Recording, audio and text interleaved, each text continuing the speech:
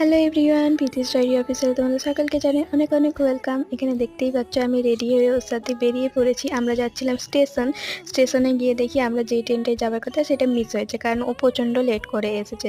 তারপরেও বলছিল আরও ট্রেন আছে অনেকটা।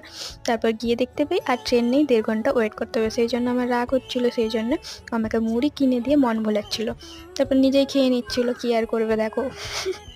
1.5 ঘন্টা পর জানা যায় ট্রেন আরও লেট করবে। তারপর দেখো মাথা তো খারাপ হয়ে যাচ্ছে। তারপর এই বাচ্চাটা দেখো কত কিটোকে দেখে একটু ভালো লাগলো। তারপর আমাদের ট্রেনও চলে এসেছে, আমরা ট্রেনে চেপে পড়েছি। তারপর আমরা চলে যাই, তারপর আমাদের শপিং হয়ে যায়। সব কিছু কেনাকাটার পর ওখানে স্টেশনে বসে বসে দেখা আমি টুপিটা পরে একটু ঢং করছিলাম।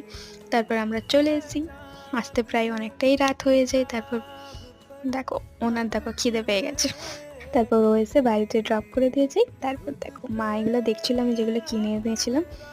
কেমন লাগলো অবশ্যই জানিও। আজ এখান পর্যন্ত, দেখাবে নেক্সট ব্লগে। বাই।